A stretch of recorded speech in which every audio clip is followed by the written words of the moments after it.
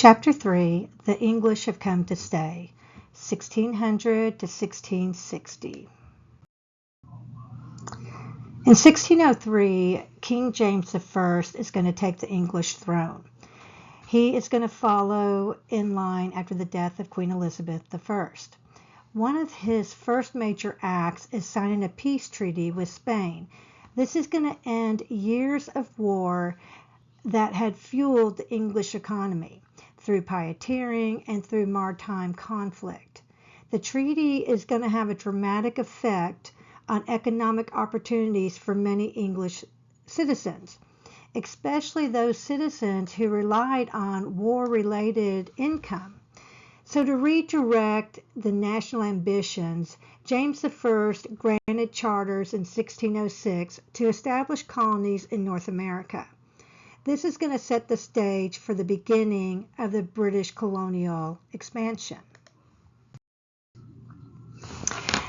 In 1607, Jamestown will become the first permanent English settlement in North America. It's going to be established by the Virginia Company, and it's going to be in modern-day Virginia. The colony is meant to bring wealth and opportunity, but its early years are going to be marked with really poor planning and a very grim reality. Settlers are going to choose to build Jamestown on a very low, swampy ground, believing that it's a very good location for defense. It's a defensible location. But the decision is going to lead them to having to deal with contaminated water, mosquito-borne illnesses, and a soil that is very poorly suited to farming.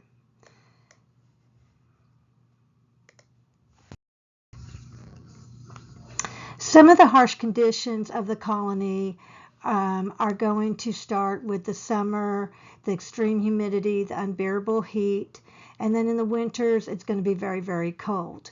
So without proper shelter or agricultural skills, the colonists are going to struggle to adapt to this type of environment.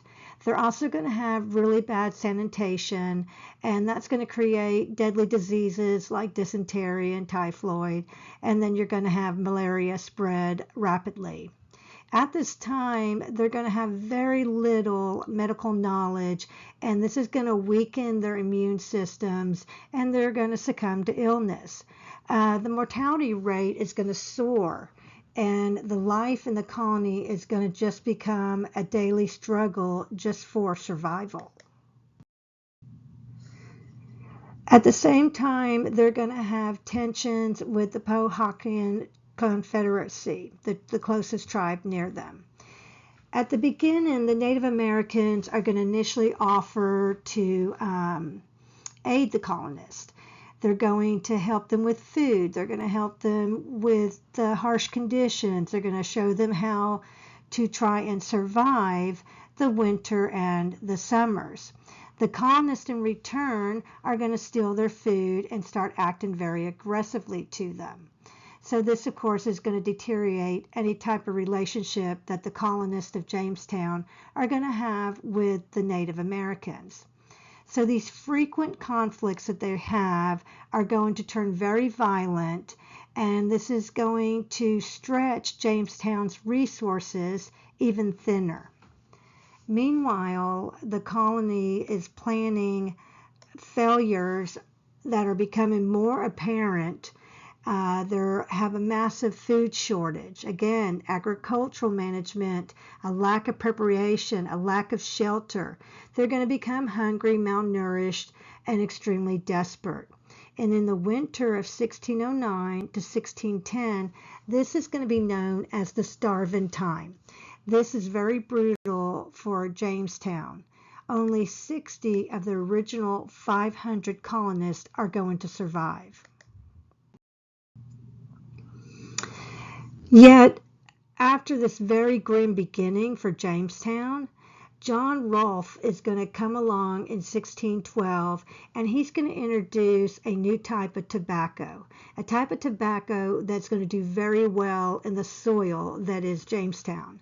So in 3 years, he is going to change Jamestown and create this colony that is very wealthy. they're going to begin to send over 50,000 pounds of tobacco to England. People who had worked the land are going to become very wealthy. This is going to completely change Jamestown's ability to survive. So this tobacco is going to become a cash crop, and it's going to become Jamestown's lifeline. So as the tobacco exports, the colony is going to begin to prosper. They're going to keep needing more and more tobacco as the product is going to be more popular, and they will need more to fill their orders. This is going to create a difficult work balance.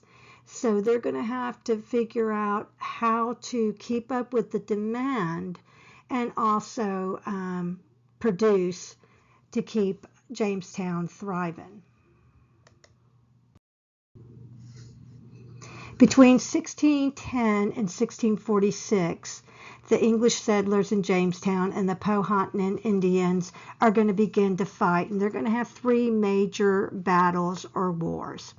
The first one in 1610 to 1614 is going to be when tensions are going to rise up over England's demand to return captives, and the chief is going to refuse, and the English are going to respond by killing 75 Native Americans, burning villages, and even hurting the children.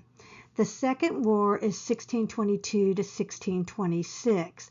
This is going to be an issue over territory, and this is going to have heavy losses on both sides. The third and final war at 1644 and 1646, it's going to be the end of the Native American tribe, and this is going to give the English more control. They're going to be able to take more territory, and the remaining of the Native Americans, they're going to have intermarriages with the English to create a political alliance. So they're going to be very strategic marriages between the English and the Native Americans to create this family, this new alliance system. In 1632, Maryland is going to become the first proprietary colony in North America.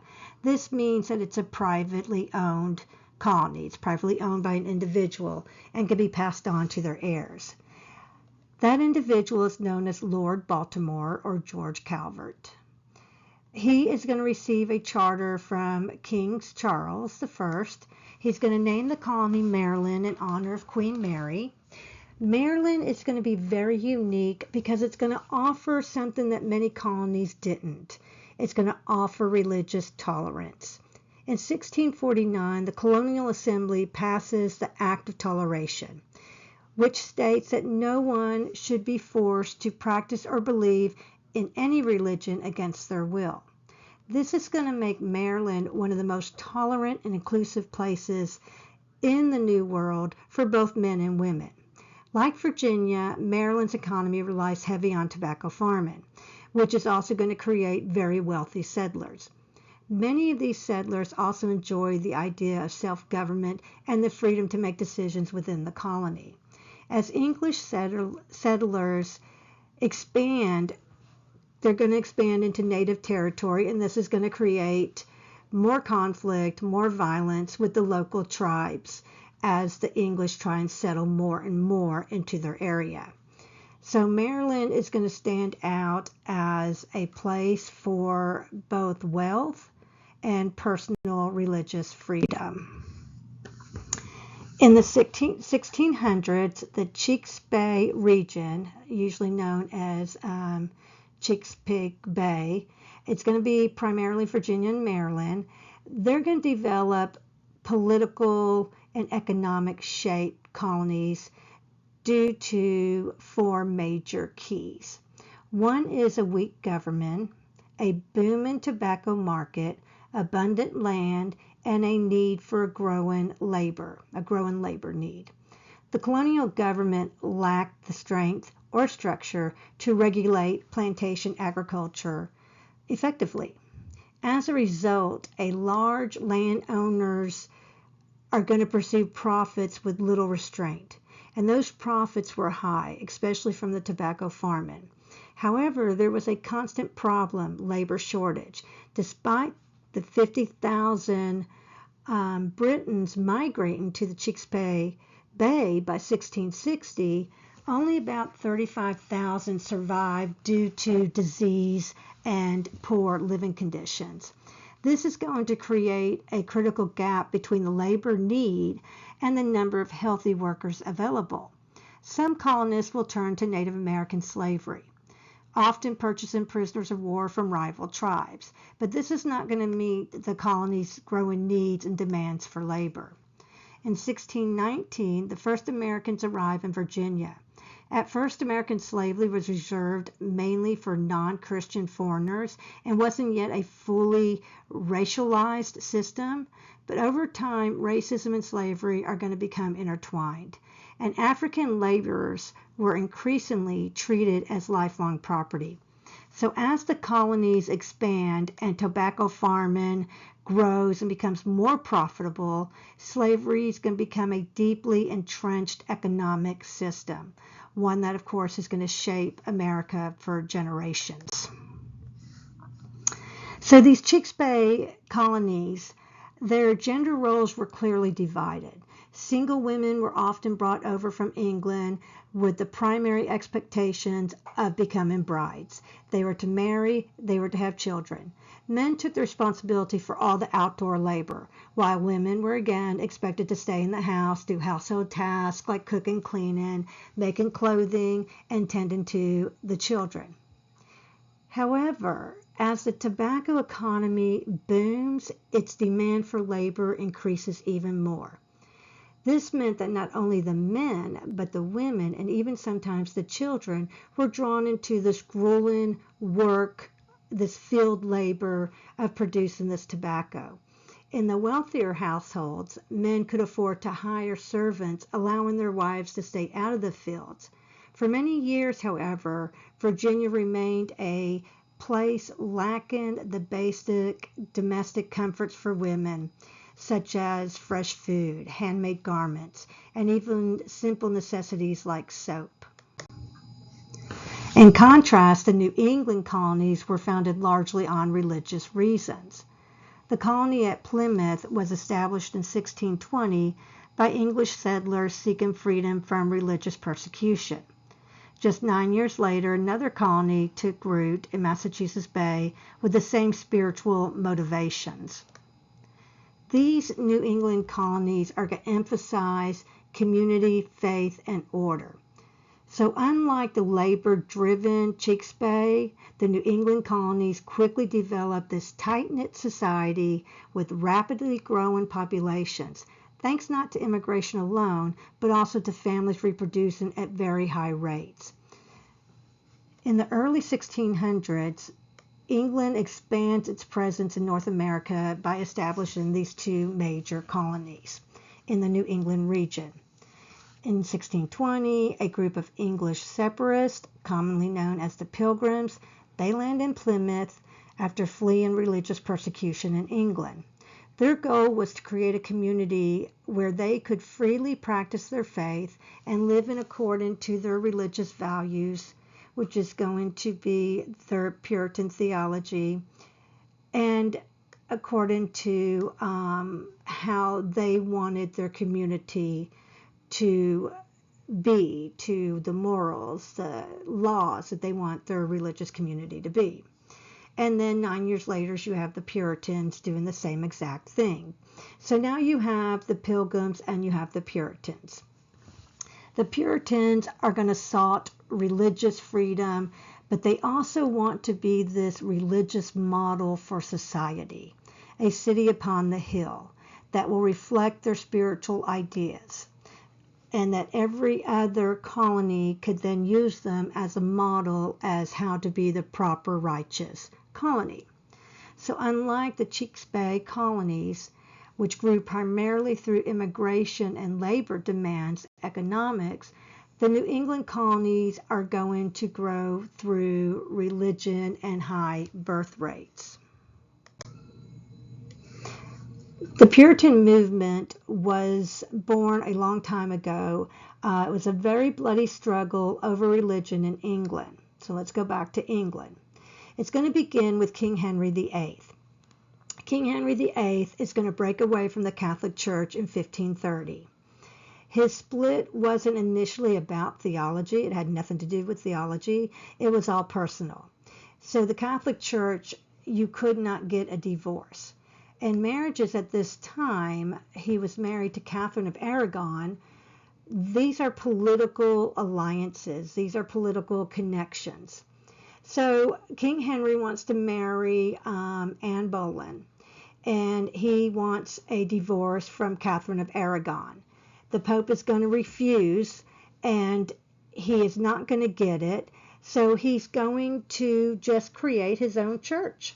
And he creates the Church of England, and he makes himself the head of the church. This dramatic break is just going to unleash a century of religious turbulence. England is going to go back and forth between Catholic and Protestants. King Henry VIII's daughter is going to get the nickname Bloody Mary when she comes back and makes the church, that makes England a Catholic. And she's going to kill off all of the Protestants, which the word Protestant means not Catholic. So anyways, the groups, the Puritans and the Pilgrims, they're going to want to leave England. So let's talk about the Puritans. They've got all of this persecution. They want to purify the Church of England of its remaining Catholic practices. They don't want to necessarily leave the church. They just want to purify it and clean it up.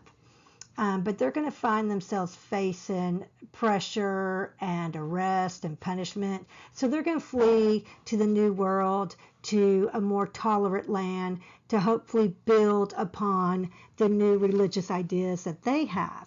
And they're going to, of course, create a society based on those religious ideas. So the Puritans were a bunch of Protestant reformers. They're going to be, like I said, wanting to purify all the corruption out of the Catholic Church. Like other Protestants, they're going to reject the hierarchy of the Catholic Church. They're going to emphasize on individual access to Scripture. These were all Protestant stance during the Protestant Reformation. They believe that you have to read the Bible to understand God's will. They're going to translate the Bibles into modern languages so everybody can read them. And the Puritans also believe that church membership should not be automatic. It should be reserved only for those who could demonstrate that they were truly saved.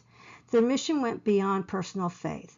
They believed they were chosen by God to establish a new godly society in America based entirely on the Bible's teaching. And again, this is their interpretation of the Bible.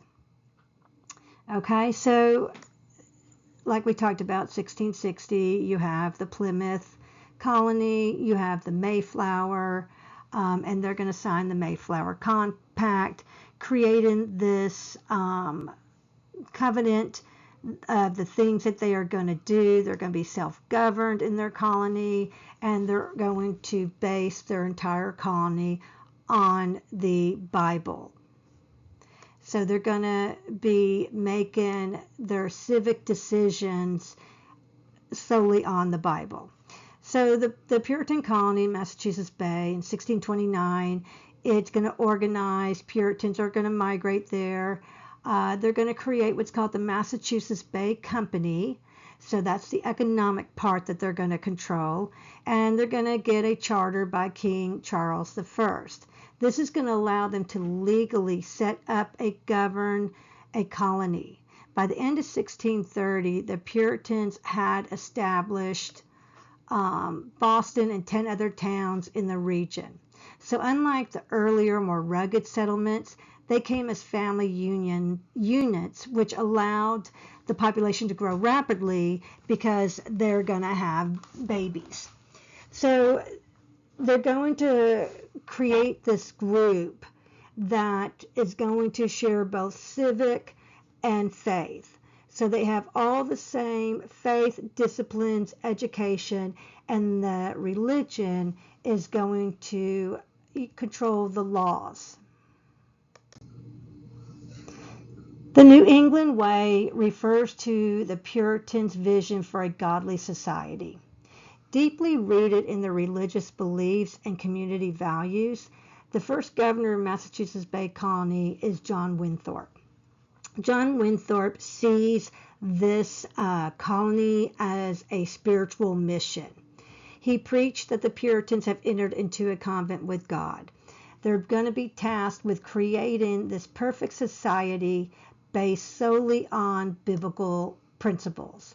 Again, how they interpret the Bible. While the Puritan society is going to emphasize on spiritual equality before God, a social hierarchy is still going to shape their daily lives. Only male landowners held the authority to vote and handle town affairs.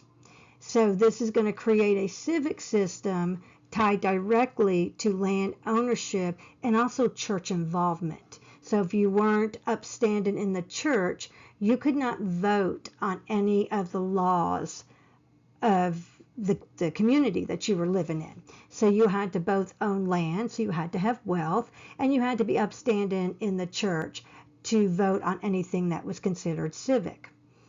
The values aren't going to be just like I talked about spiritual, they're going to go into being political and economic as well.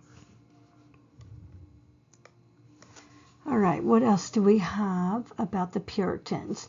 Okay, so they're going to use up all the land around them. So they believe that land ownership, if you can't do something with the land, if you can't improve it, then you don't deserve to own it.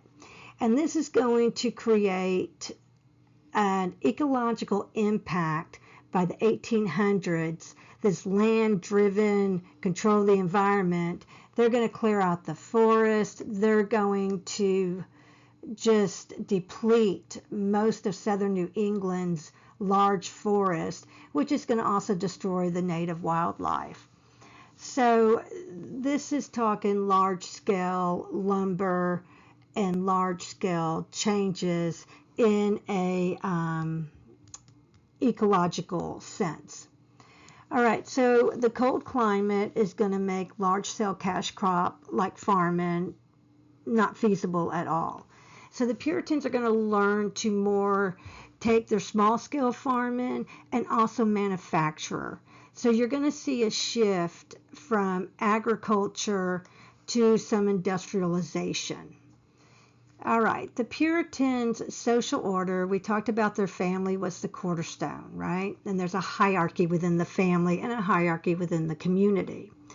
So they raise their children, which 8 or 9 children was the norm, on what they believe would mirror the Puritan society. The male, or the oldest male, is going to have ultimate authority. The children are expected to follow obedience, everything that the Bible says. They're supposed to obey, of course, their parents, work hard, obey the land, obey all the civic rules, and there's no spoiling of the children. They're going to be really raised with a very strong arm. This is needed for their spiritual development as well. So while the Puritans aim to build this unified, godly society, they're also going to struggle with these internal contradictions. So they're going to try and balance their emotions, their intellect, their personal faith, and this communal control. And the belief in spiritual equality and a rigid social hierarchy. These tensions are going to lead to conflicts, and you're going to have different voices start to come about in protest of this style of life and this interpretation of the Bible. Roger Williams is going to arrive in Massachusetts Bay just shortly after it's founded. He is a passionate, independent thinker. He begins to openly question these colonial policies, and including the validation of the Massachusetts Charter and this idea that it's to merge the church and the civil authority.